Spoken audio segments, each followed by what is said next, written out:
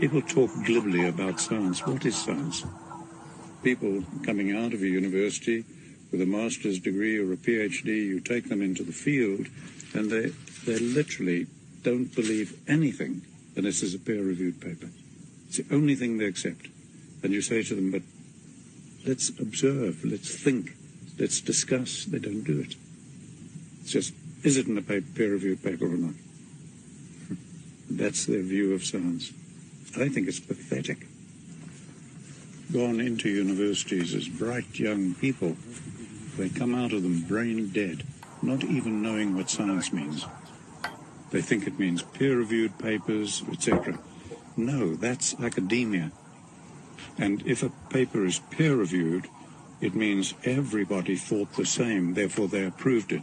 An unintended consequence is that when new knowledge emerges, new scientific insights, they can never, ever be peer-reviewed.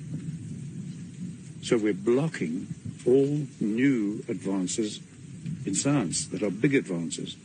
If you look at the breakthroughs in science, almost always they don't come from the center of that profession. They come from the fringe.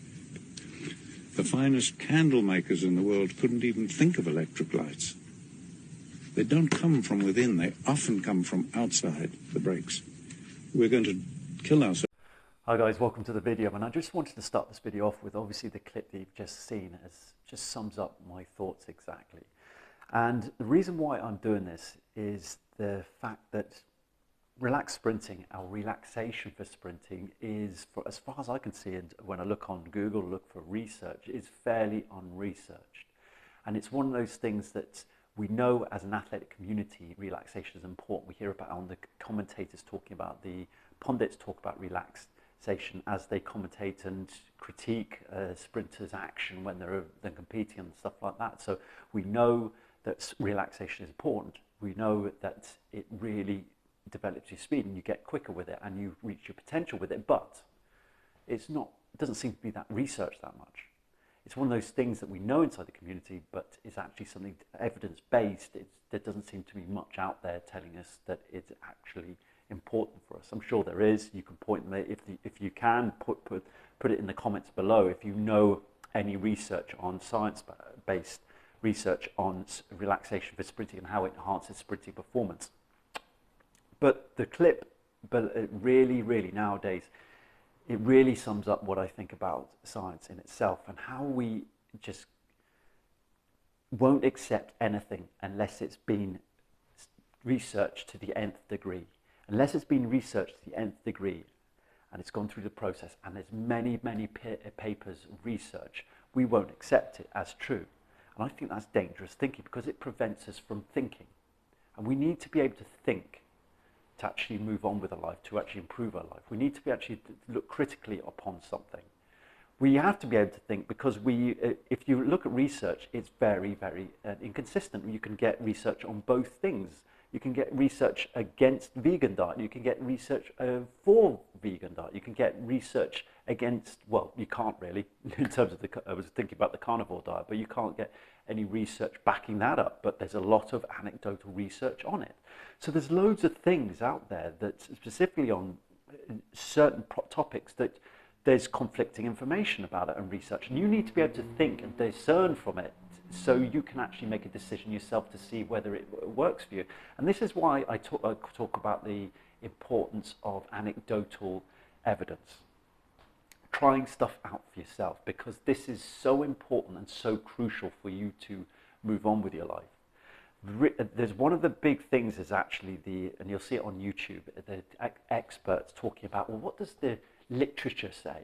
It's almost an arrogant term that. What does the literature say? What does the evidence say about this and that? And unless it is backed by them, there's enough evidence to show it, then they consider it not true. And again, it stops us from thinking. It's also when experts talk about that as well, you get doctors talking about this, what's the evidence on this, what's it? It's a fear-based practice as well. When they're going from the point of view, well, it's not backed by research, so don't try it. We don't know, therefore don't try it at all. It's backed by fear because they want to control. They need control. They need they need status. These experts, they need to be, listen to me, you have to listen to what I have to say. And they don't like people that they can't control.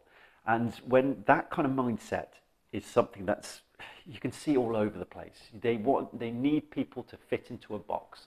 And if you don't fit into that box, then they will bite back. Okay, this is just general life, and you can see it in all walks of life, in all areas.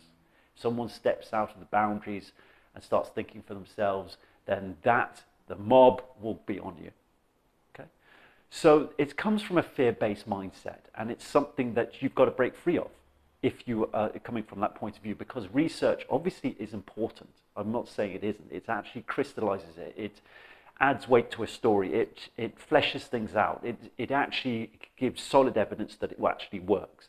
But to wait in your life for people to come up with enough research so you can actually move on with it is, for me, is futile. You're waiting for someone else to tell you, right, that's right, move on with your life. Why not try out things that haven't been backed by research? Why not see if it works for you? And see if it actually, you can get the benefits of it. Relaxation for sprinting is one of those things. I'm doing this video basically as well because I know that there'll be people out there, well, what's the research behind relaxations for sprinting? What's the evidence, and what's the literature say, and whatever the stuff like that.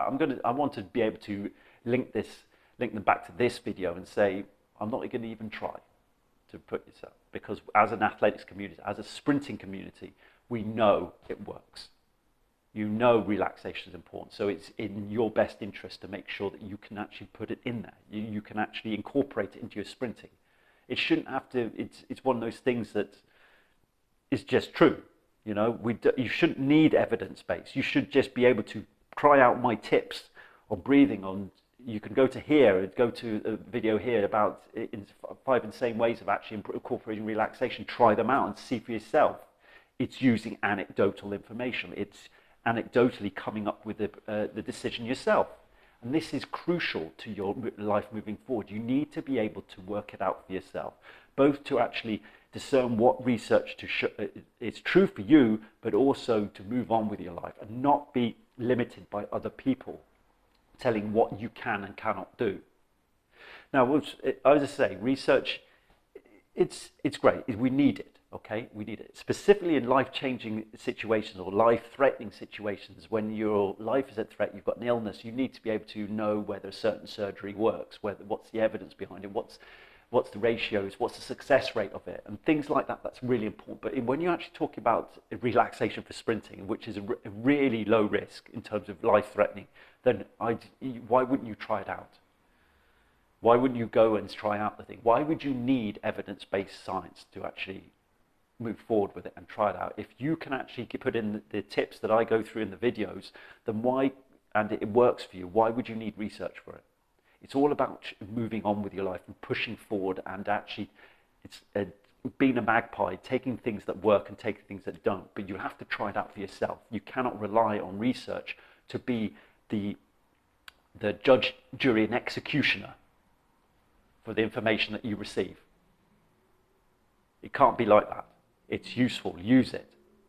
One of the things I notice actually is Andrew Uberman, I take on board what he says and stuff like that. His podcast's about 3 hours long. He's very popular. You probably have heard of him. And he was doing an interview with Tim Ferriss, and he was talking about, I think, tibialis training. And you get, because of the popularity of the guy, he's going to get reaction videos. And there was a reaction video from a certain doctor, an MD, who was literally a doctor, MD, so proper doctor. And he was saying, well, he was doing a reactionary video on Dr. Uberman, and he was saying, well, this is not true. The science doesn't prove this, tibialis training. Andrew Uberman was suggesting something, okay? And he said he's actually been through a series of training. He said he'd been through and trained with it, with a certain bits of tibialis training, and he suggested it to Tim Ferriss and stuff like that. The guy was saying, well, the doctor was on there saying, well, there's no evidence of tibialis training works or anything like that, and dismissing it. And his thought practice, well, there's no evidence it works, so don't do it. And this is exactly what the clip at the beginning of the video is all about. These kind of people that stop thinking and think peer-reviewed is all that matters. And if you don't think outside the box, if you do think outside the box, or if it hasn't been peer-reviewed or it hasn't been researched to the nth degree, then it's not true. That's the philosophy that he's taking. And he's saying that Dr. Uberman shouldn't have been talking about that. There's no evidence to show it and stuff. Why can't you go and try it out? Why can't you go and try out tibialis training and see if it works for you to get rid of, I don't know, shin splints or something like that? Why not try it out? It's really, again, a fear-based mindset. Don't try it out. There's no evidence. Stay in your box. Stay here with me so you don't step out of that box and I lose control of you. It's that kind of mindset of control that this doctor has. And plus, I'm sorry, but this doctor, I was looking at on the video, doesn't look like he's spent much time in the weights room. I know Uberman has spent a lot of time in the weights room, and you can tell by his physique. So who am I going to back? Who am I going to kind of, who am I going to believe? Who am I going to trust? A skinny doctor? Doesn't spend much time in the room and it hides behind research, or a person who actually walks the walk? And you've got to take that philosophy. Is the person walking the walk? And that's a big question as well, to who you believe. So again, you've got to think critically, be able to think critically. Research is not the judge, jury, and execution of your information. Okay, you've got to be able to move forward with anecdotal information and try things out. And even if things haven't been researched, doesn't mean it's not true. Okay, that's big. It just hasn't been researched. And by you trying it out and explaining to others, you are actually bringing about conversation about it that will lead to research. And this is another thing to understand. Research doesn't come about without anecdotal information. Research doesn't come about without anecdotal evidence, because someone has to try something out for it to be researched. And this is something we don't think about. And so by actually stepping out of the box and trying things out, you are starting a conversation that is going to lead to more research and to see and to establish the truth behind it, or to establish more truth, more evidence. This is how we grow, and this is what, it's going back to what Savory was saying in the clip. It's like it's often through the fringes where the new information comes in, and that's where you've got to look at. You can't, if it's peer reviewed, everybody's thinking the same way, and everyone's doing the same thing.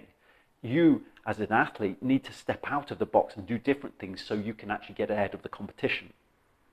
This is majorly important by actually doing the relaxation for sprinting, by following my videos, by incorporate it into your training. You are doing that. And you're stepping out of the box. And this is what you need to do. Use anecdotal information. Try things out. Use research. I'm not saying don't. Research is really important. It actually helps us understand things much more, and it brings us more evidence to say this works. But it's not, as I say, not the judge, jury, and executioner of your information. Hope that video gives you helps you. Please like, please share, and I'll see you in the next video.